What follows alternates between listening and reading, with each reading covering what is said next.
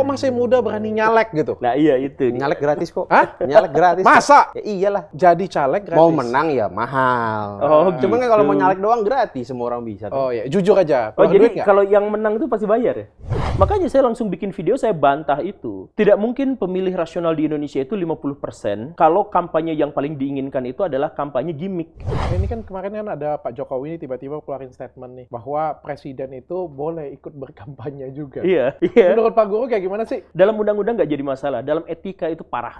Sekarang di Indonesia kan koruptornya banyak, maka mereka akan mendukung presiden-presiden yang sesuai dengan platform korupsinya. Anjir deh. Jadi- ngomong kayak gitu. Saya akan pilih presiden yang terbaik di antara yang terburuk. Justru presiden terbaik itu justru akan digulingkan. Pertanyaannya, presiden yang paling cocok buat di Indonesia itu adalah apa? Presiden yang baik, yang kuat, dan sewenang-wenang. Hah?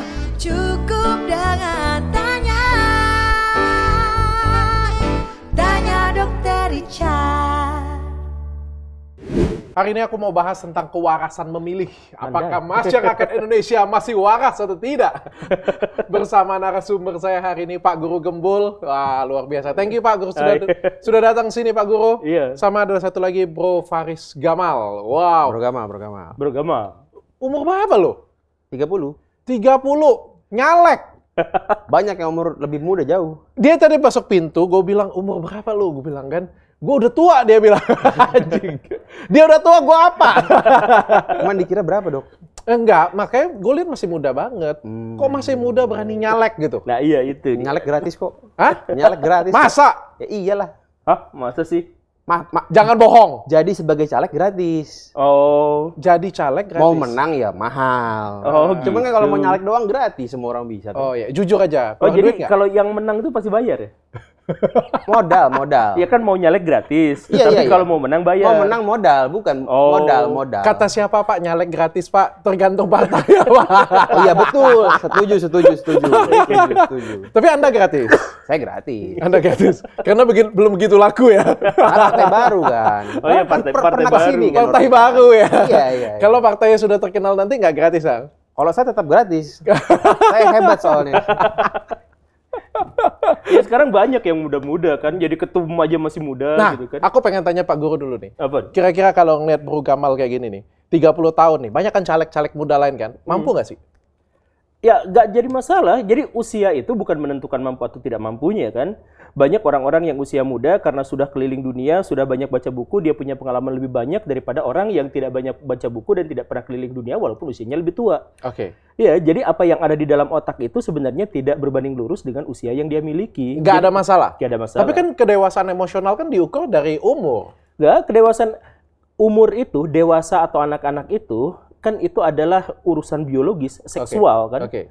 Bukan intelektual. Intelektual terpengaruh pada budaya, pada kultur masyarakat, dengan siapa dia bergaul dan sebagainya kan.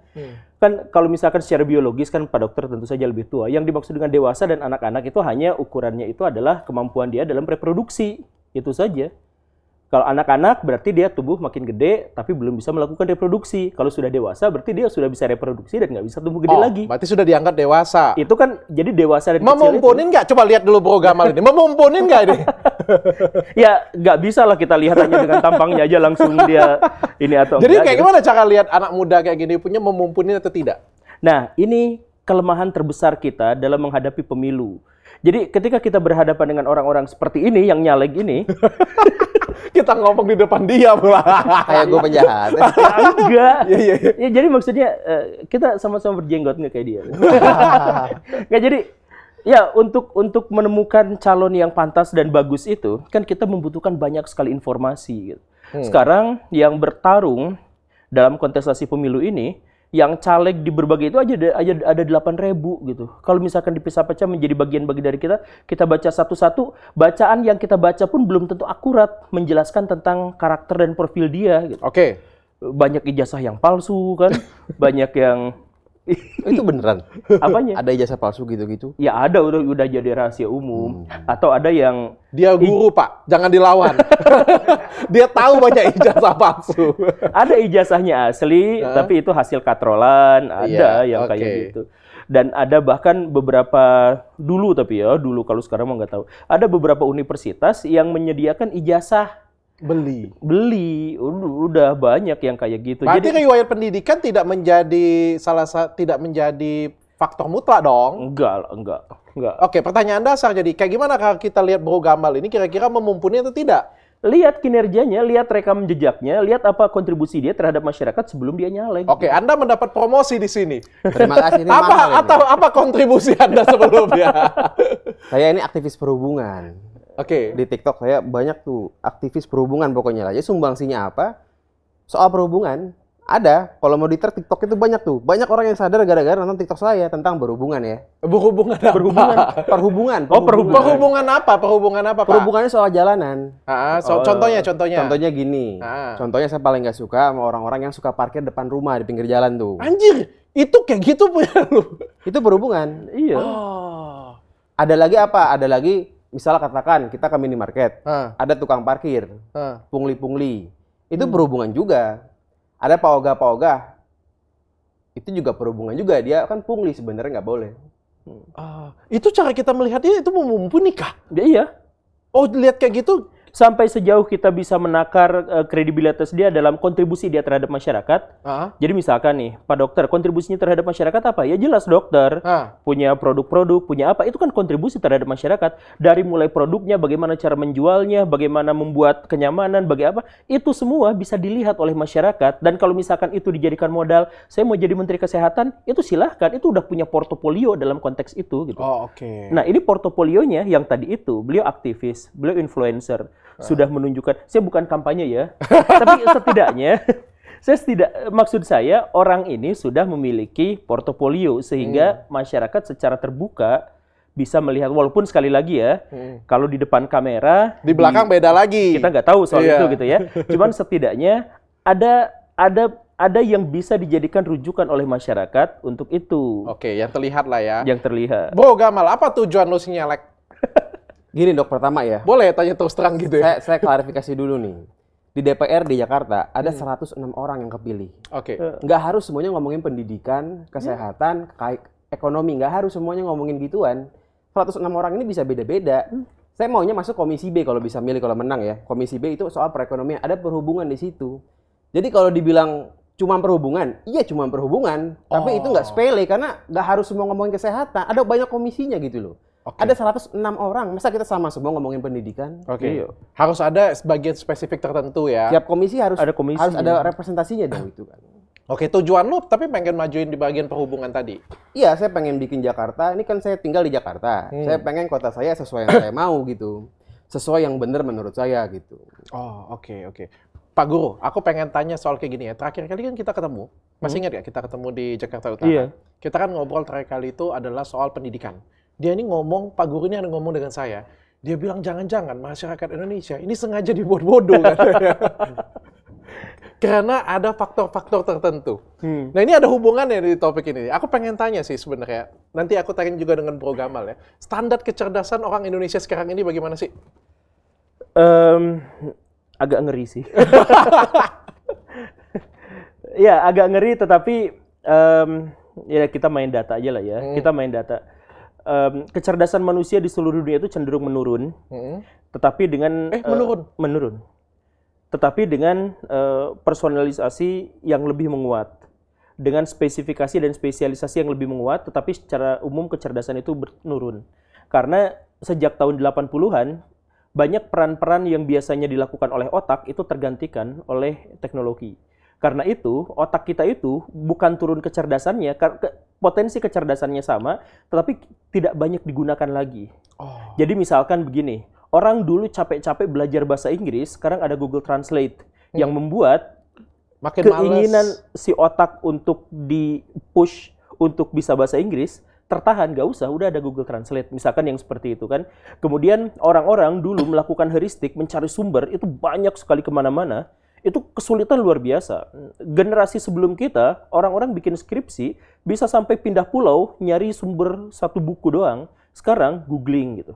Nah, karena itu, maka otak yang semakin tidak terpakai untuk kegiatan-kegiatan akademik, itu membuatnya menjadi semakin tumpul dan dangkal. Nah, itu generasi kita. Generasi bawah kita lebih buruk lagi. Oh, bukan malah makin pintar ya? Tidak. Pinter, iya, cerdas, enggak.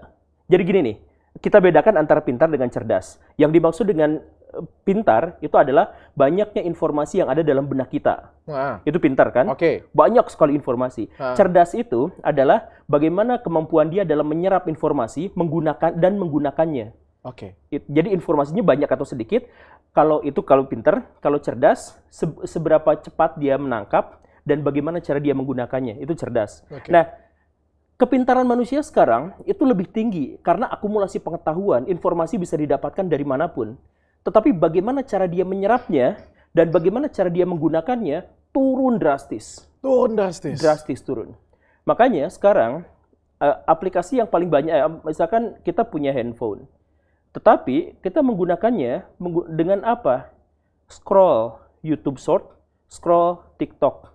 Bahkan kita tidak menggunakan otak kita untuk mencari apa yang kita mau. Iya kan?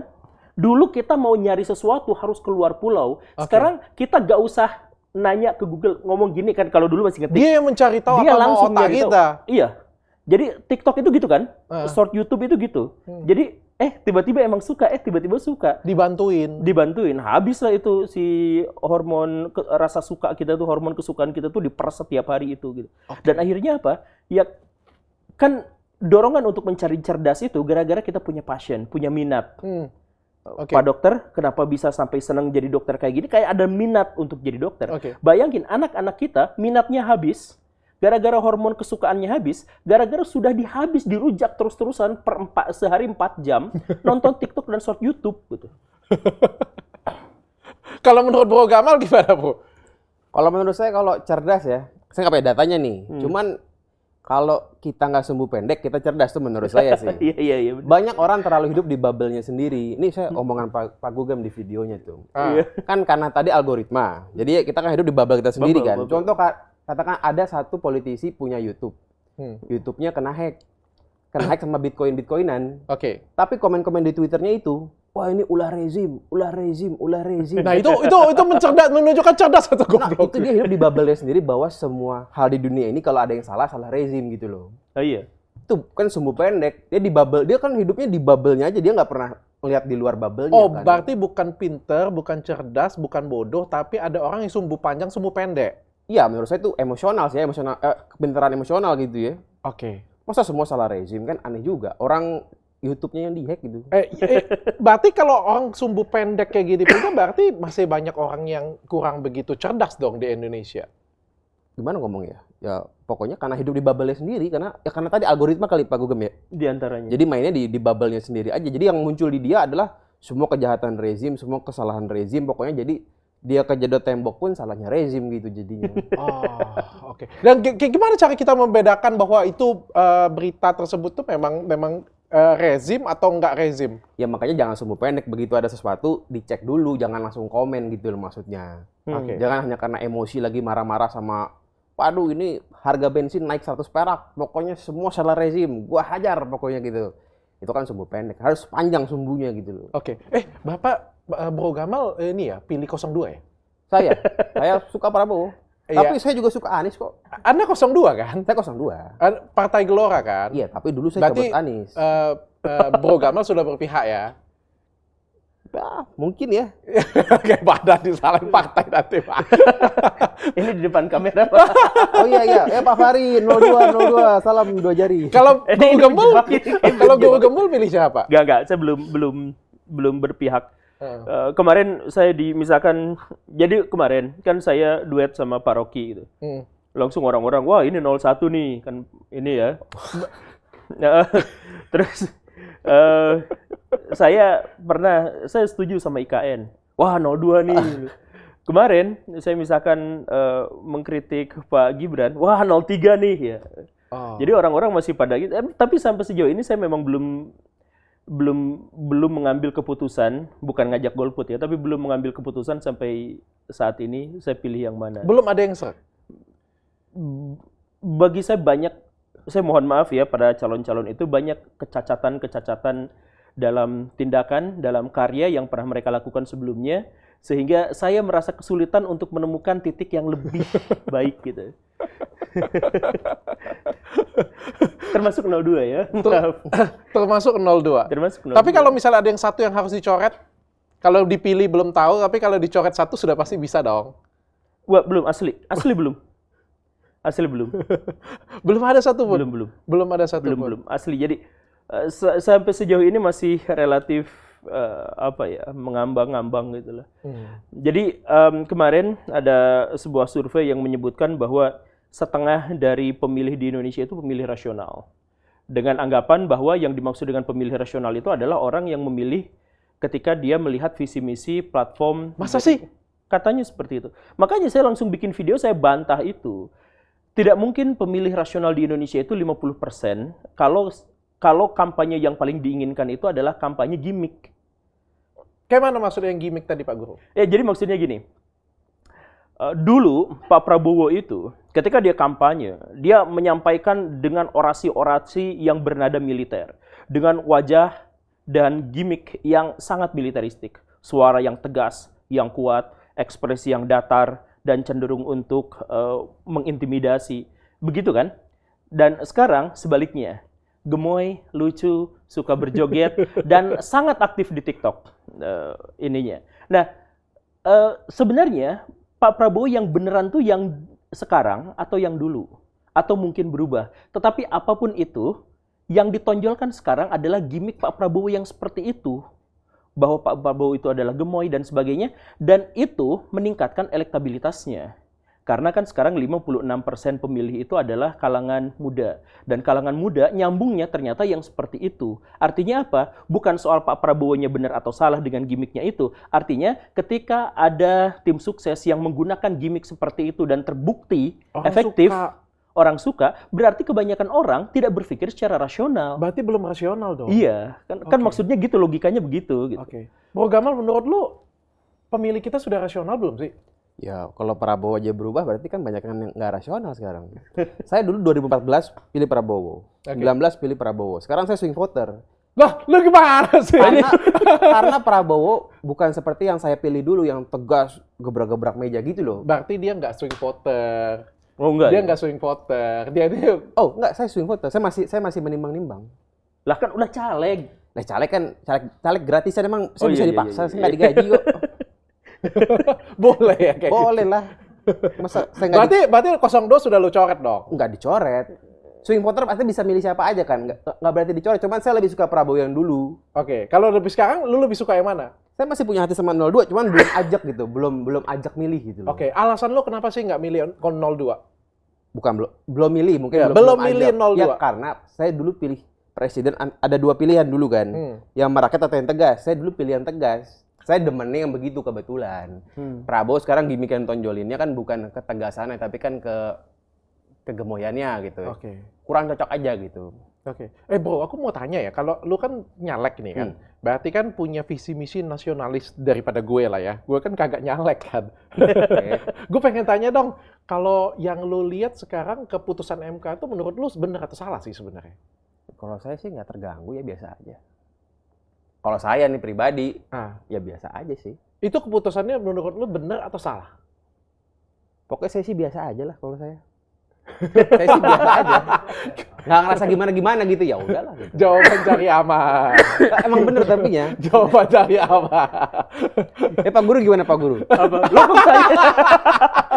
Jangan jawaban cari aman dong. Kalau saya ngerasa biasa aja. Perkara salah apa enggak? Enggak, kalau biasa aja kan nggak jadi masalah tuh. Iya. Ya kan kita kan ada yang salah, ada yang benar. Anak-anak kan sekolah ada yang salah, ada yang benar. Tapi kan kita biasa aja, ada yang ngambil sesuatu kayak gitu punya ya. Ada yang biasa aja gitu. Gua nggak jadi masalah, lu biasa aja. Intinya kalau itu digunakan untuk satu orang tertentu ya janganlah. Oke. Gitu aja. Tapi kalau ternyata itu tujuannya buat semua orang, ya monggo-monggo aja toh. Lewat MK kan bukan lewat cara lain gitu. Oke. Menurut lu pencalonan tersebut benar atau salah jadi? Ya itu kemungkinan besar demi Gibran ya. Jadi menurut lu Salah. salah? Kalau saya sih biasa-biasa aja. Salah tapi Nggak biasa-biasa marah. aja. Biasa-biasa nggak marah nggak apa, biasa-biasa. Cari aman dia. Udah kan Pak Guru gimana sih? Ya cari aman lah, ini di kamera coba nanti bisa. Gak, aku mau tanya pendapat kan. Beneran biasa aja sih, nggak biasa aja. gimana-gimana. Soalnya menurutku kayak gini ya. Ini aku bikin topik kayak gini karena aku tuh juga pengen dapat pasangan diskusi juga sih. Aku ngerasa kayak menurutku makin aneh sih. Ada orang yang salah. ada orang yang jelek, ada orang yang ngaco, tapi masyarakat diem kayak gitu. Aku tuh bingung. Siapa maksudnya? Banyak. Ini Cari bukan aman. Gue nggak cari aman. Gue bilang ya, gue berani tegas. Gue bilang ya, kalau keputusan MK itu menurut gue salah. Tapi kok nggak ada yang demo gitu? Di TikTok, Ada. di TikTok, di Twitter kan demonya sekarang. Iya, kok nggak ada yang demo gitu kan? Terus ada beberapa kebijakan yang menurut gue aneh ya. Nggak semua kebijakan sih, tapi ada beberapa kebijakan yang menurut gue itu aneh kayak gitu ya. Tapi kayak di skip, bahkan dipuja-puja. Dan itu tuh menurut gue itu something Iya. weird ya, aneh kayak gitu. Bahkan ketika gue buat salah, gue bisa buat alasan, terus jadi benar. Makanya gue tanya, tingkat kecerdasan orang Indonesia ini sampai di mana sih sebenarnya? 78%. 78 IQ-nya. Generasi muda sekarang. 78? Berarti rendah dong. Iya. Iya, ada dua penelitian. Yang pertama itu sekitar 80 sekian, hampir 90.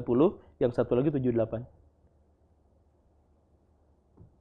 IQ, ya yang saya bilang tadi IQ-nya turun itu karena kepintaran kita bertambah, tetapi kecerdasan kita justru malah berkurang. Kita tidak mampu untuk memverifikasi setiap berita dan informasi yang kita dapatkan karena berita dan informasi kita dapatkan itu sesuai dengan kesukaan kita, keenakan kita, bubble-nya kita. Gitu. Jadi ketika misalkan saya pilih nomor 1, ya udah tutup mata, tutup kuping, semua berita yang jelek-jelek ditahan, semua berita yang bagus-bagus tentang dia masuk aja seperti itu. Akhirnya menjadi fanatik pada satu kelompok yang lain juga seperti itu, yang 02 seperti itu, yang 03 juga seperti itu. Berarti sudah tidak rasional lagi ya? Di Indonesia itu generasi yang katanya generasi muda yang 56% akan memilih itu hanya 27% yang suka ikut perkembangan berita-berita dan informasi seputar politik. Oh, mencari benar-benar. Hanya 27%. Hanya 27%. Jadi sisanya adalah orang yang ngikut. Jadi ngikut pada tema-tema yang paling mudah dicerap oleh indrawinya. Nah, gimmick itu paling mudah dicerap sama indrawinya kan daripada visi misi. Artinya sekitar 73% masyarakat Indonesia yang muda-muda itu akan memilih berdasarkan emosinya. Oke. Dan itulah sebabnya kenapa calon-calon sekarang lebih menampilkan gimmick-gimmicknya daripada visi misinya. Oh. Di pinggir-pinggir jalan ada spanduk-spanduk, ada baliho-baliho, pasti itu bukan mencerminkan visi misinya, hanya menjelaskan berjuang untuk rakyat, gitu doang kan? Ya, karena itu adalah yang gimmicknya, bukan visi misinya. Karena memang disukai pada zaman seperti sekarang. Ya, saya baca visi misi mereka bertiga, tapi sekarang saya tanya misalkan di sini di tim ada nggak yang baca visi misi semuanya? Nggak ada. Ya, Gue juga kagak. Iya itulah. Yang gue tau makan siang gratis. Tapi ini disclaimer dulu ya, bukan artinya aku nggak suka dengan Pak Prabowo, Pak Anies atau Pak Ganjar. Bukan artinya aku nggak suka dengan bro lah aku bilang, karena di bawah aku umurnya ya, bro Gibran ya. Karena aku seneng banget anak muda yang berjuang kayak lo misalnya ya, gue seneng banget. Bahkan kalau misalnya memang iya, gue akan pilih dia. Tapi kalau masuk dengan cara yang salah, gimana gitu ya? Menurut Pak Guru kayak gimana sih? Makanya debatnya jangan di depan KPK. Ayo kita sama-sama bikin debat seperti ini. Terbuka aja, kita liar aja. Kita tunjukkan sampai sejauh mana kemampuan kita dalam menahan emosi, sampai sejauh mana kita bisa menakar kemampuan intelektualitas kita, sampai sejauh mana pesan-pesan dari pikiran kita itu disampaikan kepada masyarakat. Gak usah pakai KPU-KPUan yang terlalu banyak protokol kalau mau debat, misalkan gitu ya. Nah, tapi kalau soal Pak Gibran tadi, apa tadi pertanyaannya tuh? Apa itu bermasalah atau tidak atau apa? Menurut Pak Guru kayak gimana? Ya, iya bermasalah. Tapi masalah itu sama seperti kebanyakan masalah yang lain. Jadi kita itu lebih mudah untuk menemukan masalah daripada menemukan sesuatu yang positif. Jadi itu adalah satu di antara sekian banyak masalah kita. Misalkan ya, saya runutkan dari awal. Gini ya rumusannya itu. Salah satu kelemahan dari demokrasi itu adalah pada pengambilan keputusan yang tidak pernah terbuka. Cara mengambil keputusan di negara demokrasi, yang pertama itu adalah aklamasi. Langsung tunjuk orang, semuanya sepakat. Yang kedua, itu adalah dengan musyawarah. Diskusikan tentang apa, lalu kita ngambil keputusan. Yang ketiga adalah dengan voting. Akhirnya yaudah banyak-banyakan suara seperti pemilu sekarang. Tapi yang keempat, lobbying. Lobbying itu tidak pernah terbuka. Jadi, ketika Pak Anies dicalonkan sama Nasdem, awalnya itu kan mengejutkan karena Nasdem itu latarnya adalah nasionalis, Pak Anies latarnya adalah agamis. Di Indonesia biasanya mereka bentrok. Nah, kenapa Pak Anies bisa dicalonkan sama Nasdem? Kita tidak tahu lobby-lobby politik di belakangnya seperti apa. Ketika Pak Anies kemudian menyingkirkan Bapak dari Demokrat itu, kemudian menaikkan dari PKB itu, lobby-lobby di politiknya, tukar-menukar informasinya, dan tawar-menawar transaksinya, kita nggak pernah tahu itu. Termasuk dengan Pak Gibran. Pak Gibran tiba-tiba masuk ke Golkar, padahal sebelumnya dia katakan, saya mau fokus usaha saja, tidak berpolitik. Tapi entah ada lobby di belakang yang kita tidak pernah tahu, tiba-tiba masuk Golkar, tiba-tiba dia nyalon sebagai cawapres, dan kemudian tiba-tiba MK mensetujuinya hanya untuk orang itu saja, seakan-akan kita tidak pernah tahu lobby di belakangnya itu apa, tawar-tawarannya itu. Apakah itu positif buat masyarakat? Misalkan, Pak Jokowi itu sangat terobsesi pada IKN. Sehingga kalau yang bukan penerusnya itu merubah itu, dia khawatir. Makanya sebisa mungkin dia lakukan itu. Misalkan ya, motifnya adalah demi kebaikan bangsa Indonesia karena Jakarta sudah sejelek ini, sudah tidak layak lagi untuk ditampilkan di dunia internasional. Makanya dia pengen IKN. Misalkan seperti itu ya. Nah, biar IKN-nya jalan, jangan pernah Anies yang naik. Tapi yang sevisi dengan dia. Dan yang paling sevisi dengan dia, siapa lagi? Anaknya yang bisa diatur. Misalkan gitu ya. Jadi, caranya jelek, tetapi motifnya baik. Anggaplah seperti itu. Nah, itu tidak pernah kita ketahui. Motifnya tidak pernah kita ketahui. Lobby-lobby di belakang kenapa Pak Gibran dengan Golkar. Jadi kita cuma bisa menebak-nebak saja. Iya. Jadi kita pada akhirnya hanya nontonin spekulan-spekulan yang berbicara di televisi dan sebagainya. Pengamat-pengamat politik yang berbicara begini dan begitu. Mereka bisa benar, bisa juga salah. Karena mereka juga sama-sama tidak tahu apa motif di belakangnya, dan transaksi apa yang ada. Oke. Bro, kenapa sih menurut lo masyarakat itu masih kompromi? Kan masyarakat kalau ditanya ya, nepotisme boleh nggak masyarakat? Ya katanya pasti nggak boleh. Pasti nggak boleh, ya. Dinasti boleh nggak masyarakat? Nggak boleh. Jawabannya pasti nggak boleh. Tapi kenapa selalu ada kompromi pada orang-orang tertentu? Ya tadi kan Pak Guru bilang, karena saking banyaknya kali ya, jadi termaklumi aja. Banyak padanan-padanan lainnya yang saking banyaknya jadi ya udahlah gitu kan. Jadi kayak kalau ada juga beberapa kasus yang lebih receh lagi ya misalnya ya.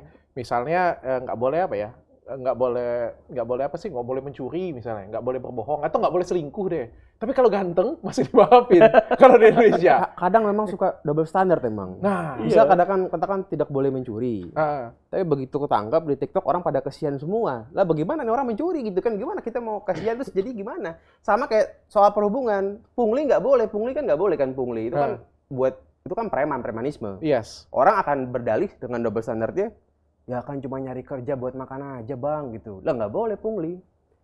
Ya artinya memang ada double standard kan di Indonesia. Semua orang, nggak cuma yang atas doang, yang bawah juga double standard. Itu masalahnya tuh semua orang paling enak tuh ngomongin salah rezim, padahal semua orang double standard gitu loh. Iya. Oke. Kalau kayak gue ya, gue tuh nggak habis pikir sih sebenarnya sih. Gue tuh kalau menurut lo ya, kalau misalnya nih ya, kita misalin aja ya, misalnya aja 02 menang ya. Sekali lagi gue bilang ya, sekali lagi gue garis bawain ya. Aku tidak meragukan kompetensinya Gibran, aku tidak meragukan, bahkan aku memilih Pak Prabowo 2 kali ya. Bahkan kalau sekarang, kalau disuruh pilih lagi, aku akan pilih Prabowo. Cuma ini aku melihat ada sesuatu yang salah sih, sehingga jadinya ada sedikit keraguan dalam diriku kayak gitu. Karena masuknya si wakil presidennya. Terus kan gue tanya ya, kalau misalnya nih 02 menang nih, yang partai lu kan dukung 02 nih kan, 02 menang nih, kira-kira itu bakal diungkit oleh internasional nggak ya? Mungkin. Jadi ketawain doang sih. Tapi bukannya semua tuh ada kubu-kubunya gitu, ada yang pro Tiongkok, ada yang pro, nggak ada yang satu dunia dukung satu orang kan nggak ada tuh. Iya. Jadi nggak bakal ada yang ribet-ribet gimana juga sih. Kalau kita ngomongin yang lebih aneh, di Myanmar lebih aneh. Kita mau ngomongin di mana, banyak yang lebih aneh. Kenapa jadi masalah sebenarnya kan? Ya, jadi masalah karena itu di negara kita. Menurut Pak Guru itu bakal diungkit-ungkit nggak? Apa? Situasional, ini kan lahir dari MK. Ya, kita itu dimonitor terus tuh sama Australia itu. Dan kalau misalkan dimonitor sama Australia, biasanya kemana-mana juga. Pak Jokowi pergeseran dari ini bahasa mereka ya, dari presiden boneka ke arah presiden otoritarian itu sampai jadi disertasi mereka. Jadi diteropong terus pemerintah kita itu sama Australia, karena Australia memiliki kepentingan besar terhadap Indonesia. Karena Indonesia itu pintu masuknya mereka dan tetangga terdekat mereka gitu kan. Jadi diliatin terus. Nah, ketika Australia sudah meneropong kita, dia menulis dalam bahasa Inggris dan dia memiliki hubungan yang sangat erat dengan orang-orang negara-negara barat. Jadi kalau di Australia sudah langsung diterbitkan, maka negara-negara barat dengan media-medianya juga pasti akan melihat itu. Jadi udah bakal jadi peneropongan itu. Harusnya tetap berpengaruh ya. Dia. Pak Guru, aku pengen tanya nih, kalau ini kan kemarin kan ada Pak Jokowi ini tiba-tiba keluarin statement nih, bahwa presiden itu boleh ikut berkampanye juga. Iya. Iya. Menurut Pak Guru kayak gimana sih? Dalam undang-undang nggak jadi masalah, dalam etika itu parah gitu. Jadi kita mulai dari sini ya. Jadi sama seperti Pak Jokowi dikatain petugas partai. Itu nggak jadi masalah dalam definisi petugas partai, itu nggak jadi masalah. Tetapi menjadi bermasalah ketika yang mengeluarkannya itu adalah Ibu Megawati. Karena dengan mengatakan seperti itu, kalau ada ini petugasnya, lalu siapa bosnya? Kan masalahnya di situ kan? Oke. Jadi kenapa nggak dia bilang... Berarti presiden itu ada pimpinannya lagi, ke atas kan lagi. namanya petugas, Anda petugas partai. Ngomong ke Pak Ganjar, hati-hati loh ya, awas loh, kamu harus ngaku petugas partai. Dia bilang terbuka seperti itu ke depan publik gitu. Nah, pertanyaan saya adalah kalau dia petugasnya, lalu siapa ketuanya? Lalu siapa bosnya? Nah, itu yang jadi masalah kan? Oke. Walaupun secara definisi itu tidak jadi masalah. Sekarang Pak Jokowi juga mengatakan bahwa tidak masalah kalau presiden itu berkampanye. Ya nggak masalah karena dia adalah jabatan politis. Tetapi kalau dia menyandang nama presiden, kemudian dia tidak cuti, kemudian dia apa-apa, dan dia secara tidak dan dia langsung ngomong bahwa saya akan berpihak pada AMNO dalam statusnya sebagai presiden, itu menjadi masalah etika. Karena apa? Karena presiden adalah jabatan yang dimiliki oleh seluruh rakyat Indonesia. Dia mewakili, dia representasi. Dia itu adalah pengembang amanat mandataris dari DPR yang adalah representasi dari kehendak rakyat. Jadi ketika dia memilih salah satu calon misalkan, maka dari partai politik tertentu, berarti partai-partai yang lain bukan dari dia. Secara politis nggak jadi masalah, tapi presiden sebagai statusnya, sebagai representasi dari rakyat, itu etikanya salah, keliru. Makanya kalau mau pisahkan, misalkan saya mau kampanye, ya udah saya cuti dulu gitu. Atau dalam konteks ini saya bukan sebagai presiden, tapi sebagai petugas partai, misalkan seperti itu. Bedain Bisa aja. konteksnya ya. Jadi ketika dia kunjungan ke luar negeri, ketika dia sedang jalan-jalan, ketika dia difoto sebagai presiden Indonesia, itu dia harus menampilkan dirinya sebagai presiden Indonesia. Tapi bingung juga ya, andai kata Pak Jokowi datang ke sini lah ya kayak gitu ya. Saya ini cuti katanya kan. Pasti kan saya hormatnya tetap sebagai presiden dong. Ya enggak juga, Presiden Jokowi itu kalau sama teman-teman segrupnya ya istilah tuding-tuding gitu-gitu aja kan. Kan kita juga nggak ada yang tahu kan. Ketemu sama grup SMA-nya, "Wih, kemana aja lu? Parah lu, nggak Bisa pernah nggak kayak Ya gitu? bisa aja kan kayak gitu kan. Tapi Kayaknya nggak ada yang berani. nggak bisa. Nggak bisa. Kita pasti tetap hormat kan? Iya pastilah. Iya kan? Pasti tetap hormat Nggak dong mungkin sebagai lah. presiden. Nggak mungkin dong. Teman lama sekalipun nggak mungkin. Nah, nggak mungkin. Sahabat pun nggak berubah pastilah. Ketika ada orang yang mengatakan di muka publik bahwa dia petugas, Tapi hormat kita tidak berkurang. maksud saya gini. Anda sebagai apa? Petugas. Bro. Tapi paling nggak kan dia Maksud- nggak pakai fasilitas Bukan. presiden dia gitu. Betul. Paling Iya. nggak Tapi gitu loh. tapi Ini boleh diminum ketika nggak sih? boleh. Oh, bukan. Tapi ketika dia berbicara sesuatu, kita pasti akan ikut nggak sih? Menurut lu kayak gimana? Ya tadi saya mau nambahin juga itu ya. Tadi kan ada Pak Guru bilang masalah katakan ada Australia bikin artikel presiden boneka ke presiden ini. Tapi kan kalau asing bikin artikel itu belum tentu objektif. Malah pasti mungkin tidak objektif gitu kan. Jadi jangan kita langsung percaya juga gitu. Maksudnya kalau asing bilang apa-apa. Enggak, gitu. gini ini harus diluruskan sedikit. Jadi gini nih ya, objektivitas itu tidak terikat pada asing atau tidak, timur atau barat, Cina atau Amerika Serikat. Jangan hanya gara-gara ini dari Cina beritanya menjadi tanda tanya, kalau ini dari Indonesia. Setuju. bukan. Jangan double standar. Setuju. Iya. Jadi bukan berarti kalau asing kan tidak objektif ya, bukan seperti itu juga. Jadi kita bisa melihat objektivitas itu dilihat dari metodologi ilmu yang dia gunakan. Nah, sejauh media-media itu misalkan sudah disertasi. Disertasi itu berarti ada di bawah naungan lembaga akademik. Yang itu artinya objektivitasnya, ya walaupun tidak mungkin bisa objektif sepenuhnya, tetapi objektivitas itu bisa dipertanggungjawabkan. Gitu. Jadi maksudnya gitu. Oke, bro. Balik pertanyaan tadi, bro. Menurut lu boleh nggak sih presiden kampanye? Sampai saat ini belum kan? Boleh kan secara peraturan. Tapi sampai saat ini Pak Jokowi juga belum kampanye kan? Udah tipis-tipis saja. Belum Itu yang hitungannya belum kampanye itu ya? belum yang bener-bener vulgar ngomong saya dukung anak saya kan belum.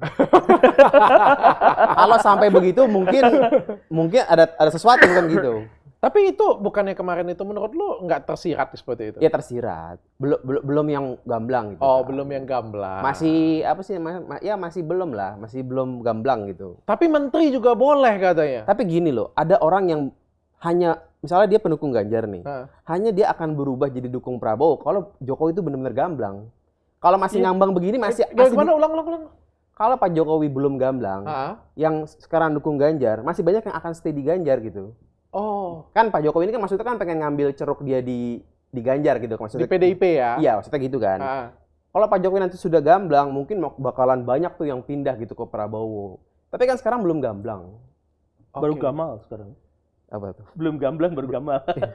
Oh, dukung saya. Tapi ada yang gue bingung ya, kenapa kalau misalnya presiden boleh kampanye, menteri boleh kampanye, tapi ASN nggak boleh? Yang peraturannya begitu. ASN nggak boleh? Peraturannya begitu kan? Enggak, jadi latar dari peraturan itu Peraturannya adalah presiden boleh. Menteri Kalau cuti. Menteri boleh. boleh kalau cuti? kalau cuti. Iya, boleh. ASN itu jabatan untuk negara, dia mengabdi pada negara. Sedangkan presiden itu jabatan politis, dia dipilih oleh partai politik jadi presiden. Jadi perbedaannya tuh di situ. Jadi presiden itu ya bisa 5 tahun, bisa kurang dari itu atau lebih dari itu, udah itu selesai. Oke. Mengabdi pada negaranya selesai di situ. Sedangkan PNS itu rentang waktunya panjang sekali. Jadi PNS itu adalah abdi negara, sedangkan ini adalah petugas partai atau orang politik gitu ya, jabatan politis. Nah, dalam hal inilah akhirnya karena presiden adalah jabatan politis, maka dia berhak untuk berkampanye dan sesuai dengan jalur-jalur politiknya. Sedangkan ASN itu karena petugas negara, maka dia tidak berhak berpihak pada calon-calon politik. Gitu, Berarti Pak Guru kontestasi pemilu. setuju maksudnya kalau presiden boleh aja. Ya makanya saya bilang tadi dalam undang-undang itu nggak jadi masalah. Yang jadi masalah itu pada penerapannya, etikanya jadi cacat gitu. Ketika misalkan Pak Jokowi mengatakan sekarang ya tidak gamblang seperti itu, maka yang terjadi itu apa? Lobby-lobby politik yang kita nggak tahu sekarang apa.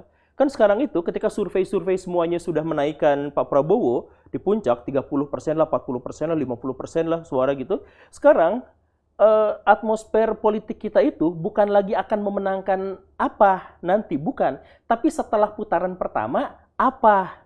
Dan nanti Pak Ganjar yang kemungkinannya kalah mau nitipin politisi yang mana, mau nitipin pengusaha yang mana. Yang diobrolin kan sekarang itu.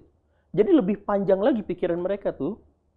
Gak cuman sekarang siapa ya nanti yang bakal menang gitu. Nanti kalau sudah menang, skenario-nya banyak kan. Satu putaran ternyata tidak selesai. Nanti akan muncul kemungkinannya. Apakah Pak Ganjar gabung sama Amin? Apakah Amin gabung sama ini? Kalau Ganjar gabung lagi sama Pak Prabowo misalkan, itu karena satu visi ideologi misalkan. Nah, ini bagaimana nasib-nasib seperti Pak Ade Armando dengan kawannya, Pak Denny Siregar, yang dulu akrab, terus berantem, terus nanti masa diakrabin lagi, gitu kan pusing itu. Mereka udah biasa lah, nah temenan lagi. Mereka udah biasa ya. Udah hujat-hujatan masih temenan lagi kan. Sekarang jadi- Pak Denny berteman sama 01, lebih Iya, itu. nggak kebayang lagi sama kita kan dulu. Nah, iya itu nanti. Jadi mereka tuh berteman dengan kepentingan. Ya tergantung lagi sehatnya apa enggak kan gitu. aja. Masyarakat sudah berantem di bawah. Bayangin dulu Pak Denny Siregar setiap hari ngejelekin Anies. Pak Anies, Sekarang iya. mana pernah kita cek Twitternya? Mana pernah kadang muji malah. Iya, sekarang malah bisa berubah berantemnya. begitu. Kenapa ya kayak gitu? Ya karena kan lagi sehatinya bukan sama Ade Armando, lagi berubah kan. Oh, berarti berdasarkan kepentingannya. Bro, gue mau tanya kalau misalnya presiden nanti kampanye, menurut lu pemilu ini bisa adil nggak sih? Ya kalau gue pokoknya Lama nih jawabnya. Kalau ya banyak. aku salah ngomong. Ya, lu tau jawaban gue dok pokoknya.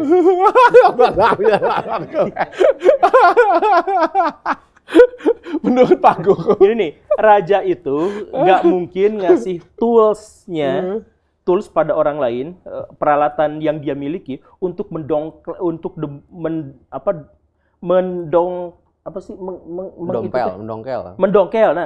kekuasaannya sendiri gitu. Jadi gini, dalam tanda kutip ya, versi Paroki ini ya. Pemilu itu alatnya presiden. KPU itu miliknya presiden. Jadi itu semua tidak mungkin digunakan untuk mendongkel jabatan presiden. Jadi pemilu ini akan disiapkan untuk sesuai dengan kepentingan penguasa. Pastikah? Iya, pikirannya gitu. Jadi Asumsinya. jadi gini nih, ini logika dasarnya. Saya raja. Mungkinkah saya punya istana besar? Di depan ada para pemberontak. Mungkinkah saya akan memberikan senjata-senjata milik saya kepada para pemberontak untuk mendongkel benteng saya? Tapi netral masih mungkin kan? Contoh Bu Mega kalah dulu pemilu. Ya, susah menangnya emang beliau itu. Tapi kan dulu presiden. Iya. Ya terus? Iya, tapi kan saat itu presiden bisa kalau mau bisa aja sebenarnya kan. Ya, Toh masih kalah juga sama sebenarnya SBY. dalam pikiran Paroki itu juga adalah pikiran bahwa setiap presiden itu ya memiliki hak absolut, dia sudah menjadi rezim. Nah, kan kalau saya menganggap Pak Joko belum menjadi rezim, tapi Pak Rocky menganggap itu adalah sebuah rezim. Karena sudah menjadi rezim, berarti dia berkuasa lebih absolut lagi daripada yang diinginkan oleh masyarakat. Nah, ketika sudah absolut, dia berarti menjadi raja. Pertanyaannya adalah, mungkinkah seorang raja akan mempersenjatai para pemberontak untuk mendongkel bentengnya sendiri? Tapi kan bisa juga dia diem aja. Bisa Juga dia diem aja gitu kan. Bisa. Ya makanya pada bagian itu kita nggak bisa lihat Ya, lagi. kita nggak tahu kan. Kita Berarti nggak bisa secara bilang umum dia Pak itu. Guru bilang kalau misalnya presiden berpihak, berarti kampanye pemilunya nggak mungkin bisa adil dong, karena toolsnya banyak banget. Ya, dia pasti berpihak pada yang akan melanjutkan visi misinya dan pasti akan melarang orang-orang yang akan memberontak dari visi misinya itu. Jadi dia sekarang presiden itu pasti akan mendukung dan akan menggunakan sumber daya yang dia gunakan untuk calon yang akan melanggengkan kepentingannya atau visi misinya atau kekuasaannya. Jadi anggaplah presiden tidak bisa 3 periode, tapi kalau anaknya kan bisa melanjutkannya. Misalkan seperti itu. Oke. Jadi ya seperti itu. Jadi adil atau tidak, keadilan itu pernah kita bahas ya. Jadi keadilan itu hanya dituntut oleh pihak yang kalah. Jadi aslinya tidak pernah ada keadilan itu menjadi etika bagi masyarakat, tuh nggak ada. Jadi kalau misalkan ditanya adil kah? Ya enggak lah. Dari dulu kapan kita pernah mencapai keadilan? Adil tergantung perspektif kan. Apa? Adil tergantung perspektif kan. Ya ada takaran khususnya sebenarnya. Ya, waktu kemarin dulu 2019 pihak Prabowo nganggap itu nggak adil, toh buat pendukung Pak Jokowi itu adil-adil aja gitu kan. Oke, tergantung perspektifnya apa? Tergantung perspektifnya apa? Perspektifnya masing-masing kubu kadang kan kalau soal keadilan kan lagi-lagi bukan hal yang ajak ada angkanya juga kan sebenarnya. Kalau kayak gitu caranya, berarti kalau misalnya suatu hari nanti ya ada presiden ya, bukan presiden yang sekarang ya, presiden nanti suatu hari nanti berpihak, berarti nanti bisa dimainkan lagi keadilan tersebut, bisa adil, bisa enggak, ada kubu-kubunya lagi, dan makin lama menurutku makin bisa jadi makin ngawur ya sih. Menurut lo kayak gimana? Ya mungkin zamannya Pak Harto dulu itu disetting dengan seadil-adilnya kan. Perspektifnya gitu kan, pokoknya seadil-adilnya Pak Harto menang gitu. Oke. Ya, sekarang lebih baik toh. Nggak, maksudnya gini, tadi kan pertanyaannya, kalau presiden itu berpihak, berarti akan muncul ketidakadilan gitu kan? Karena berarti jadi si kontestan yang dipilih, yang didukung sama presiden, lebih berpeluang untuk menang gitu kan? Atau gimana? Ada banyak ketakutan gini ya, aku ngomong ya, kalau kita kan asumsi awam yang berkembang ya. Kalau aku mikir kayak gini ya, kenapa sih presiden itu berpihak? Satu, kayak kata Pak Guru tadi ya, ada program yang belum dilanjutin. Itu sisi positif loh. Itu positif loh. Jadi presiden yang ngelihat ada sesuatu yang pengen dilanjutin. IKN, itu positif. Tapi kalau misalnya masyarakatnya tidak memilih itu, artinya kan masyarakat tidak pengen itu berlanjut. Ya. Dan kita sebagai presiden sebenarnya harus legowo, harus ridho, kayak gitu punya. Berarti apa yang kita punya program itu nggak disukai masyarakat dan masyarakat nggak pengen itu berlanjut. Satu, ya. Yang kedua, ada sesuatu yang pengen ditutupi, itu juga bisa Pak Guru. Kalau aku jadi presiden direktur suatu tempat lah, perusahaan lah, gue bilang di klinik gue kayak gitu punya, dan gue melakukan sesuatu yang menurut gue nggak beres, nggak benar. Ketika gue pergi dari situ, maka gue akan tunjuk orang gue di sana. Iya, tepat. Anda yang ngomong tepat ya. Bisa jadi. Bisa jadi. Bisa jadi. Itu kan asumsi ya kita Asumsi, ngomongnya. ya, Asumsi bisa kan jadi, kita ya. bilang seperti itu. Tapi kalau misalnya harusnya gue sudah jadi presiden direktur di salah satu perusahaan, dan aku sudah menanamkan karyaku sekian banyak, dan aku pengen dikenang, Di situ harusnya begitu aku selesai, aku akan membebaskan siapapun yang terpilih di sini. Ya silakan lanjutkan, silakan kenang aku sesuai dengan pekerjaanku. Iya. Itu menurutku sih. Iya. Apakah itu terlihat dari presiden yang sekarang? Ya bisa jadi itu asumsi kan. Bisa juga karena dia ingin, oh ini menurut dia program ini bagus nih mesti lanjut. Kalau yang anu menang, nanti kesian orang Indonesia. Bisa juga asumsi bisa-bisa aja kan. Bisa juga seperti itu. Itu Bisa sisi jadi, positifnya, bisa jadi gue kan, bilang, iya. sisi positifnya. Bisa-bisa aja. Tapi boleh nggak sih kalau ternyata jabatan presiden itu penting banget ya?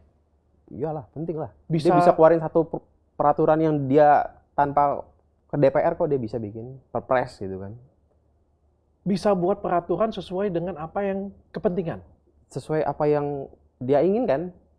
Berarti penting banget untuk pilih presiden yang benar. Enggak. Hah? Enggak. Enggak. Enggak. Saya cenderung untuk mengatakan bahwa milih presiden itu nggak penting-penting amat. Dalam artian jabatan itu sebenarnya adalah jabatan yang biasa aja gitu. Maksudnya kita ambil level yang paling ekstrim sampai akhirnya kita masuk ke Indonesia ya. Level paling ekstrimnya misalkan gini, seandainya Amerika Serikat sekarang nggak punya presiden diganti sama anjing misalkan, dia tetap bisa menjatuhkan nuklir ke Rusia. Masih bisa sebenarnya. Karena apa? Karena sistem demokrasi itu sistemik, sudah jalan, sudah ada pada pos-posnya. Dulu ketika Perang Dunia Kedua, Amerika Serikat ngelawan misalkan Nazi Jerman, pas Presiden Amerika Serikat mati, meninggal, Nazi Jerman ketawa-ketawa, hore presidennya mati, mengira akan terjadi perubahan, padahal tidak ngaruh sama sekali. Presiden ganti udah selesai, nggak jadi nggak ngaruh. Kemarin Belanda ganti presiden nggak ngaruh, nggak kedengaran, nggak biasa-biasa aja. Karena sistemnya sudah bagus. Karena sistemnya. Jadi ketika negara demokrasi itu dijalankannya sama apa? Ketika presiden naik, di situ ada rangkaian ahli-ahli di belakangnya, ada pengusaha-pengusaha besar di belakangnya, ada apa di belakangnya. Jadi presiden itu lebih banyak sebagai simbol. Ketika dia mau mengambil keputusan, misalkan dia harus diskusi dulu dengan orang-orang. Jadi presiden itu decision maker, pengambil keputusan, dia tidak ahli. Bahkan walaupun anaknya sekarang sering melontarkan kalimat-kalimat yang membingungkan, misalkan dalam debat, Pak Presiden Jokowi yang sekarang itu pernah ketahuan bahwa dia nggak ngerti arti kata obligasi. Ditanya obligasi, dia bingung gitu. Tapi dia tetap bisa jadi presiden karena apa? Dia pengambil keputusan dari menteri-menteri ahli-ahli di belakangnya yang benar-benar tahu soal itu. Gitu. Oke. Jadi dia hanya pengambil keputusan. Gitu. Dan pengambil keputusan itu pernah ada survei yang dilakukan di Amerika Serikat, anak kelas 6 SD itu mampu mengeluarkan kebijakan-kebijakan yang setara dengan presiden terbaik di Amerika Serikat. Oh ya? Ya. Berarti Karena misalkan gini ya, kita pindah ibu kota atau enggak gitu. Nah, kerjaan presiden kan cuma ngambil keputusan itu aja. Yang kontranya ini penjelasannya menteri-menteri berantem. Yang berantemnya kan menteri-menteri dan ahli-ahlinya. Oke. Ini berdebat. Udah hasilnya ditanyain ke presiden. Oh, ya sudah pilih yang ini. Jadi nanti berdebat di ILC, berdebat di sini apa segala rupa. Yang debat itu, yang ribut itu, ya ahli-ahlinya. Ya presidennya bahkan nggak ngerti kadang-kadang apa yang mereka katakan gitu. Kan begitu. Jadi presiden itu decision maker, pengambil keputusan dari dilema. Setiap keputusan presiden dihasilkan oleh dilema, bahkan trilema misalnya. Oke. Jadi Tapi berarti memilih seorang presiden tidak penting kalau sistemnya itu sudah bagus. iya, Permasalahan sistem di Indonesia sudah bagus belum? sudah jalan, bukan sudah bagus, sudah jalan. Sudah Misalkan gini nih, Pak Dokter, apa kontribusi presiden yang sekarang yang membuat Pak Dokter menjadi lebih kaya atau lebih miskin beberapa miliar?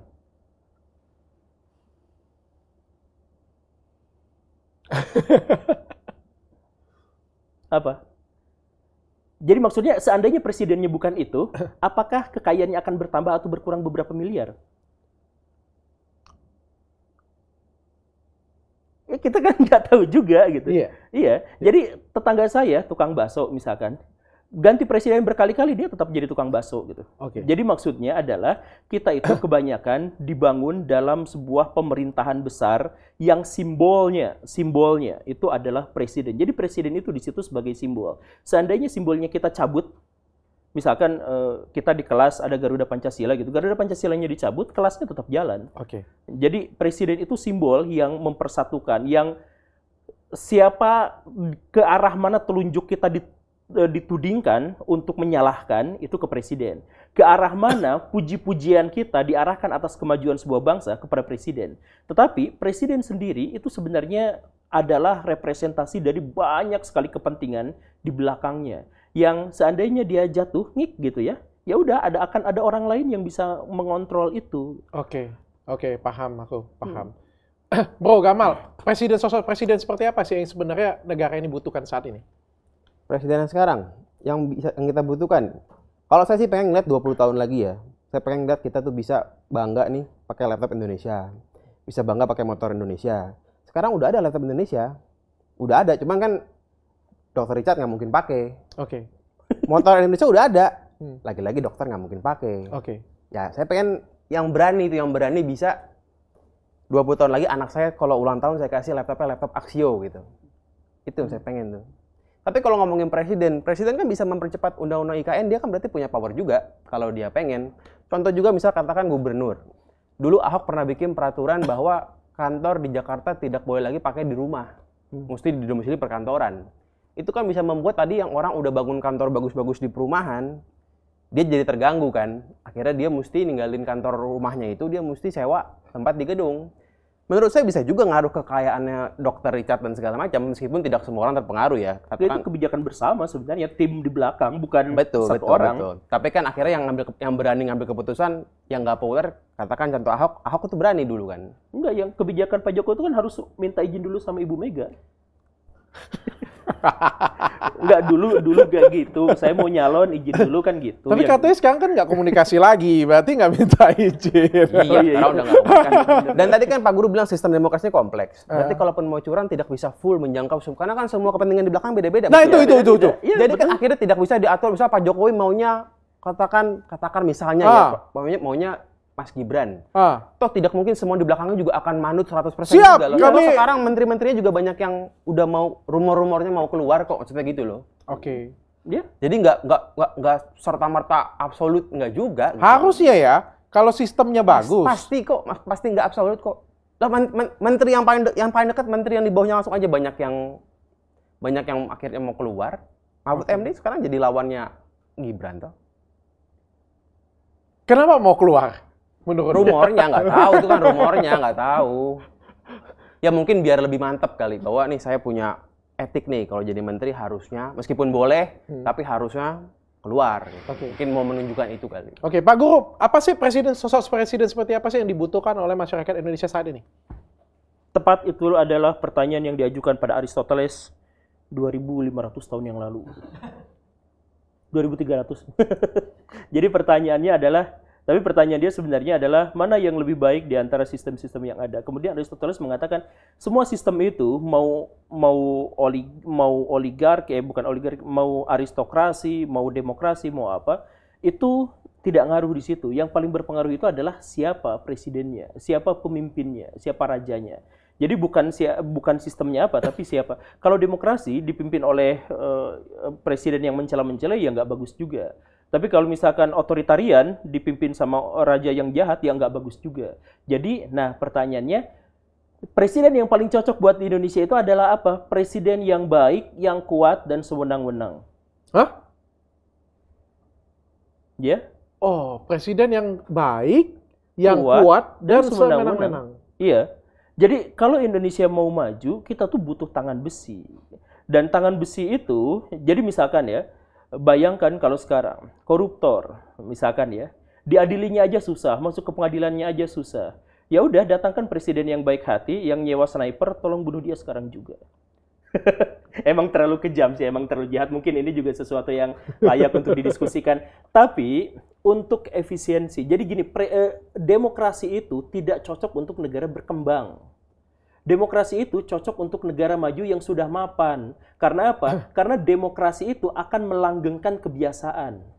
Kan demokrasi itu berarti wewenang-wewenang dari masyarakat itu didelegasikan kepada wakil-wakil dan mereka bikin undang-undang. Artinya undang-undang itu pasti akan dibuat sesuai dengan yang sudah langgeng, yang sudah ada di sana. Kalau misalkan sebuah negara penuh dengan korupsi, negara penuh dengan penyelewengan, kemudian itu dilanggengkan oleh masyarakat yang akan memilih orang yang seperti itu juga, ya demokrasi itu akan membuatnya langgeng dalam korupsi, langgeng dalam kekacauan itu gitu. Berarti penting presiden kan? Apanya? Saya bukan presiden, pemimpin. Jadi yang tadi itu, kalau presiden itu hanya untuk negara tertentu saja misalkan, yang presidensial. Tapi pemimpin itu dalam konteks keindonesiaan adalah orang yang sangat baik, adalah orang yang sangat kuat, dan dia berani untuk melakukan tindakan yang sewenang-wenang. Tindakan sewenang-wenang itu adalah tindakan yang otoriter, harusnya gini, titik, bla bla bla bla gini. Karena pemimpin itu pasti hidup di tengah-tengah dilema. Kalau misalkan dia terus-terusan berkompromi dengan dilema-dilema yang ada, ini ambil setengah, itu susah. Oke. Jadi ambil aja salah satu secara langsung gitu. Harus yang tegas dan sewenang-wenang. Ya. Bro, gue ada catat, ada beberapa, ini dari masyarakat ya, gue catat ya, bukan dari gue ya. Gue cuma bacain doang di sini ya. Jadi pertama Pak Presiden, pertama Pak Presiden, gue refleks lagi kayak gini. Takut nggak mau dicontek gitu. Pertama Pak Presiden ini ngomong, ada desas-desus, ya katanya mau 3 periode. Dulu. Ya tahun lalu ya. Makanya gue catat ini kan, ini dari masyarakat, ini dari komentar-komentar di masyarakat ya. Presiden ada statement bahwa, bukan ada presiden lah, ada statement mengatakan bahwa presiden itu boleh 3 periode bagus nih kan, pada waktu itu ya. Lalu presiden kita keluar pada waktu itu nggak ada lah seperti itu ya. Lalu tiba-tiba wah rame kan komentar orang, dan akhirnya tidak dicabut lah itu. Tidak ada cerita 3 periode itu, nggak ada kayak gitu punya, nggak ada 3 periode. Terus tiba-tiba ada keputusan MK di detik-detik akhir. Ada keputusan MK di detik-detik akhir. Setelah ada keputusan MK di detik-detik akhir, lalu ada keputusan lagi bahwa menteri dan pejabat yang caleg, yang ikut pileg dan ikut pemilu, itu boleh nggak berhenti. Boleh nggak berhenti. Lalu ada keputusan lagi nih, ada keputusan lagi selanjutnya lagi nih, bahwa jabat-jabatan tertentu seperti menteri boleh tidak mengundurkan diri. Tadi sudah ya, tidak mengundurkan diri tadi ya. Boleh berkampanye. Masa cuti. Ini menurut gue ya, ini orang yang komentar ini ya, ini benar-benar ada hubungan atau kebetulan doang menurut lu? Dia komennya kapan maksudnya? Tentu akhir-akhir ini kan, soalnya boleh kampanyenya kan akhir-akhir ini. Menurut lu itu tuh satu yang berhubungan atau cuma kebetulan belaka aja sih? Maksudnya terjadinya peraturan-peraturan itu? Iya, kan tadi kan kita ngelihat ada satu rangkaian peristiwa ya tadi ya. Yang dibacain komentar tadi ya. Ada suatu rangkaian peristiwa yang cukup sambung menyambung ya. Kalau kita sambung cocok logikan ya. Tapi itu kan nggak cuma menguntungkan kubunya Prabowo Gibran doang. Toh jadi Mahfud MD juga boleh kan, nggak berhenti gitu. Toh juga banyak kok menteri-menteri di belakangnya Pak Anies yang masih aktif, itu masih ada juga dari PKB, dari Nasdem. Kalaupun itu peraturan misal dibikin dari Pak Jokowi langsung instruksinya misalnya, itu kan juga nggak menguntungkan cuman 02 doang gitu. Toh itu menguntungkan semuanya, tiga-tiganya punya menteri kok. Tiga-tiganya punya, masih ada menteri. Pertanyaannya, gue tahu sih, pasti diuntungkan tiga-tiganya. Tapi kan ada yang paling diuntungkan. Pertanyaannya, menurut lu itu satu rangkaian hubungan, atau itu hanya asumsi kebetulan aja? Ya, gimana? Asumsi ya. Ya mungkin kebetulan asumsi aja kan. Asumsi. Gua nggak tahu juga kan, saya juga bukan di belakang pemerintahan, saya juga bukan jubir 02, saya juga belum tentu pilih 02 nih. Seakan-akan kayak jadi gue pilih 02. Enggak, gue mau tahu ya pendapat lu aja. Caleg. Kenapa dia marah? Ya seakan-akan jadi jubir pemerintah. Enggak, Gitu. kalau menurut lu itu asumsi atau? Ya mungkin itu kebetulan, tapi kalau contoh yang undang-undang presiden boleh kampanye itu kan dari tahun 2017. Jadi sebenarnya nggak semuanya literally baru dibikin sekarang gitu loh. Okay. Banyak juga yang sudah dibikin dari dulu. Oke, cuma dimanfaatkan sekarang. Ya lagi-lagi mungkin ada juga orang yang suka berasumsi semua salahnya rezim karena memang kebetulan ya bubble-nya seperti itu. Memang gitu dia kan. tidak suka rezim tersebut ya. Dan ya mungkin yang dia lihat begitu. Jadi saya dagang lagi jelek pun misalnya itu salah rezim juga. Mencari alasan ke sana ya. Bukan mencari alasan, memang otakku udah begitu gitu. Iya. Kalau menurut Pak Guru itu suatu rangkaian Ya, itu rangkaian. Hah? Itu rangkaian. yang presiden 3 periode itu tes ombak. Itu tes ombak. Nah, Gagal. setelah kayaknya enggak, wah gagal, ini pasti gagal. Itu kan dulu ngandelin para kades kan, kepala desanya digerakkan, terus ya sudah tes ombak gagal. Jadi gak mungkin lah kalau presiden 3 periode. Jadi ya udah, akhirnya yang muncul tadi itu. Gimana caranya agar rezim ini tetap berjalan, rezim dalam tanda kutip ya, rezim ini tetap berjalan, tetapi presidennya ganti, tapi rezimnya tetap jalan, gimana nih? Nah akhirnya itu yang ditempuh. Karena gini nih, yang tadi itu, jadi presiden itu bukan satu individu sebagai pengambil kebijakan, yaitu di luarnya kita seperti itu. Tetapi di dalamnya kan Jadi gini, kalau kita memilih partai politik dan dia menang, kalau kita memilih presiden dan dia menang, maka rangkaian gerbong di belakangnya, pengusaha siapa yang nanti akan memegang proyek ini, itu kan ada kan semuanya. Jadi kalau misalkan presiden ini berlanjut, pengusaha-pengusaha ini juga berlanjut dengan bisnisnya. Ketika presiden ini digulingkan, pengusaha-pengusaha ini juga bakal tiarap digantikan oleh pengusaha-pengusaha yang diusung oleh presiden berikutnya. Kan begitu. Jadi ini bagian besar gitu. Jadi kalau presidennya ini berarti akan ada kebijakan-kebijakan yang menguntungkan desa ini, kepala desa ini, dan sebagainya. Itu panjang sampai ke ujung-ujung paling bawahnya itu. Misalkan pendidikan, nanti siapa yang akan jadi menteri pendidikan, berarti siapa yang akan megang anggaran untuk keguruan, siapa yang akan untuk pelatihan, nanti misalkan ada kementerian perhubungan, atau misalkan pekerjaan umum, nanti dialokasikan buat siapa. Itu kan pengusaha-pengusaha, oligark semuanya bermain di situ. Jadi rezim ganti, ini runtuh semuanya. Kalau memang bisa seperti itu, Pak Guru, aku nggak mau pilih presiden lah, sumpah. Nah, tapi kan emang gitu. Jadi gini nih, presiden dipilih, itu dananya dari mana? Duitnya dari mana? Dari misalkan caleg-caleg yang katanya gratisan ini, ya nggak juga kan pasti ada pengusaha di belakangnya. 60% DPR di Indonesia itu pengusaha, Pak. Memang kayak gitu, Bro? Saya gratisan. Enggak. Gue tanya memang kalau kayak kata Pak Oh, Guru ya, tadi, setuju. kalau misalnya presiden, Ada gerombolan pengusaha. Ada gerombolannya. Setuju. kalau kayak gitu kalau gue ya, males dong gue. Berarti itu pilihan gue itu memperkaya sekelompok orang. Iya, yang kelompok orang yang menang pemilu. Rombongan, geng orang. Tapi kan ada juga pengusaha yang bisa pindah-pindah, ada juga maksudnya ada nggak yang berarti pindah. kalau yang satu ini kalah terus dia otomatis mati, nggak juga, bisa juga dia pindah. Nggak Ada. adakah calon presiden kita yang bersifat lebih nasionalis kayak gitu? Kalau misalnya saya jadi presiden, ini nggak ada nih gerbong geng kayak gini punya Ya ini. kan ini mahal pemilunya. Pemilu itu mahal. Anjir. Maksudnya Jadi nggak, hukum oligarki. salah siapa? Salah yang milihnya memang jadi mahal kan. Salah semuanya sebenarnya. Jangan salahin rezimnya doang. Iya, gitu loh. ini kita milih demokrasi, ya demokrasi itu mahal. Jadi Pak Guru setujunya apa dipilih sama DPR gitu? Ya enggak juga, saya tuh sebenarnya tidak simpati pada demokrasi. Karena milih karena gimmick, misal katakan gitu. Ya, demokrasi itu cuma gimmick. Demokrasi itu untuk melindungi ideologi yang berkembang di belakangnya. Ya, kalau partai di Eropa lebih terus terang, dia nggak suka apa dia sebut. Kalau di sini kan semuanya terkesan nasionalis religius begitu kan? Iya, betul. Kalau di Eropa lebih gila. Misalnya katakan dia nggak suka imigran, dia state dia nggak suka imigran. Jadi orang tuh milih lebih jelas. Kalau di sini kan, oh ini Abu-abu. mukanya muka orang baik nih, kita pilih dah. Iya bener. Ini ganteng nih, lumayan nih ganteng gitu. Mungkin masalahnya itu kali, karena partainya pun nggak ada bedanya. Jadi mahal. Jadi tapi jangan cuma nyalahin yang atas doang. Iya. Yang milih juga salah kok, maksudnya gitu. Kalau saya sih lagi-lagi saya nggak mau sembuh pendek ya. Maksudnya ya salah bareng-bareng itu. Oke. Kalau mau murah, mau kapan-kapan nanti Bro Gamal jadi calon presiden ya mesti murah berarti kan. Berarti ya mesti milih karena isinya bukan karena gimmick.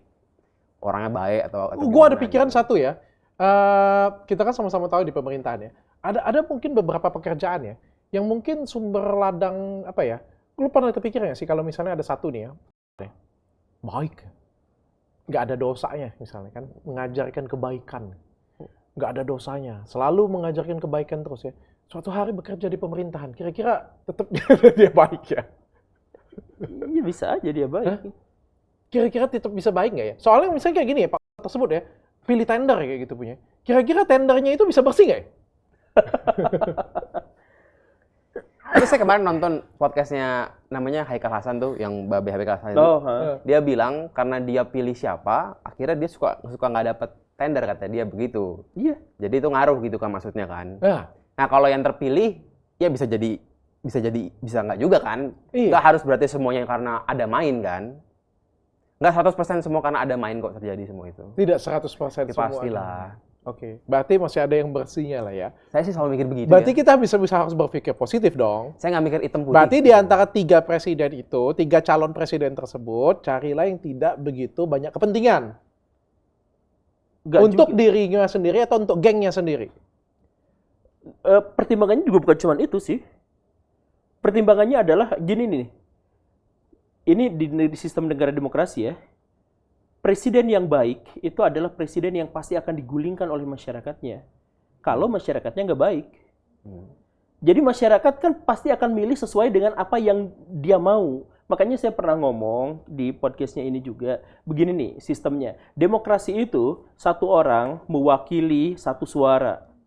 Dan akhirnya yang terpilih orang itu gitu kan. Nah, bayangkan kalau di sebuah negara mayoritas itu adalah penipu, maka dia pasti akan memilih orang yang akan mendukung penipuan. Oh iya, benar juga ya. Nah, sekarang di Indonesia kan koruptornya banyak. Ah. Maka mereka akan mendukung presiden-presiden yang sesuai dengan platform korupsinya. Anjir, dia Jadi- ngomong kayak gitu. Jadi, kalau misalkan ada presiden yang terlalu baik, maka dia akan digulingkan di tengah jalan karena tidak sesuai dengan kehendak rakyat untuk korupsi rame-rame. Jadi, saya akan pilih presiden yang terbaik di antara yang terburuk. Justru presiden terbaik itu justru akan digulingkan.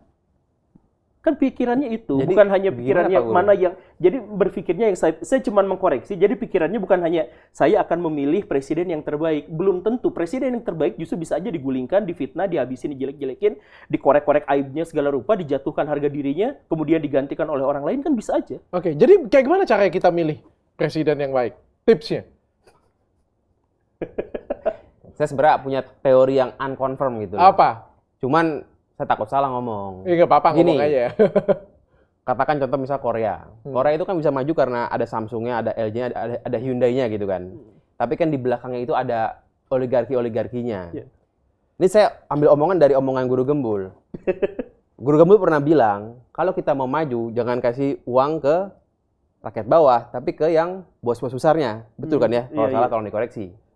Supaya yang bos besar ini, akhirnya dia bisa bikin usaha, banyak lapangan pekerjaan, berhasil, dibanding ngasih ke yang bawah, yang mana belum tentu punya kemampuan buat ngembangin bisnisnya, dan takutnya juga begitu dikasih duit nih tanpa jaminan, malah dia nikah lagi, Konsumtif cuma malah dia konsumsi. konsumsi segala macam, malah jadi sia-sia.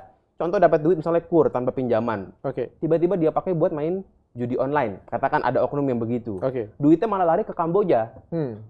Jadi dulu Guru Gembul pernah berstatement, biar aman statement Guru Gembul. Dia bilang, kasih ke yang besar-besar supaya nanti dia bisa bikin usaha besar, supaya nanti kita 20 tahun lagi bisa punya laptop sendiri. Bagus, bukan beli karena murah, tapi karena bagus. Karena Oke. ada Hyundai-nya segala macamnya. Nah, saya percaya ada satu orang yang terlihat sepertinya mungkin arahnya ke situ. Nggak perfect ya, tapi kayaknya arahnya ke situ. Itu yang saya pilih. Disebutin namanya. Siapa? Disebutin namanya berani nggak? Enggak. Tapi itu yang saya pilih tuh. Oke. Yang terlihat dia akan ngasih banyak misalnya relaksasi pajak buat yang bos-bos besar gitu. Oke, oke. Supaya dia bisa bikin usaha ya, supaya nanti kita bisa pakai laptop sendiri segala macam. Oke, Pak Guru terakhir, siapa yang Anda pilih? Belum. Orang seperti apa yang Anda pilih? Orang yang sangat baik, orang yang sangat kuat, dan orang yang bisa otoriter. Oke. Oh, siapa tuh? Saya penasaran nih, saya juga mau tahu nih. Saya nggak bisa itu. Jadi kalau mungkin saya ambil contoh Hitler sebelum tahun 94. 96. Anda lebih suka yang sedikit tangan besi ya berarti ya? Berarti wah ada clue-nya tuh. Pertanyaan terakhir, Anda sukanya tangan besinya diam-diam atau tangan besinya di depan? Tangan besi di depan. Oke. Apakah itu Panis? Bahkan orang seramah Pak Jokowi itu karena dia presiden, dalam tanda kutip dia pasti pernah membunuh rakyatnya. Oh iya, Pasti. dengan beberapa kebijakan yang salah Dengan ya. kekuatan besar, dengan pengaruh yang dia miliki. Misalkan dia putuskan sumber pembangkit listrik kita adalah batu bara. Itu banyak orang yang meninggal Iya, gara-gara oke. kanker gitu. Setuju. Itu siapapun yang terpilih kan. Siap, Sebaik apapun dia pasti Sebaik kan apapun. ada. Ya, namanya juga siapa presiden. yang terbaik itu memberikan kebaikan lebih banyak orang. Nah, Tapi iya. yang penting jangan ada yang ini pasti baik banget, yang ini pasti jelek banget. Itu yang kalau gua nggak begitu Ya, ya. contoh-contoh kalau misalnya ada satu presiden, misalnya kalau misalnya gue terpilih kayak gitu, kayak contoh ya Pak Anies kemarin ya, gitu ya, kan paling nggak kan ada hotel yang ditutup kan. Ya kemarin tuh Ya, gubernur. kita kan senang lihat itu Ya. ditutup kan, waktu dia. Tapi kan ada beberapa orang karyawan di situ atau yang punyanya sedih pasti Iya. kan. Jadi siapapun yang kita pilih pasti akan menguntungkan dan merugikan beberapa orang. Yang kita betul. pilih adalah yang menguntungkan banyak orang. Thank you Pak Guru dan Gamal sudah datang ke tempat saya. Mudah-mudahan pemilunya lancar. Amin. Cukup dengan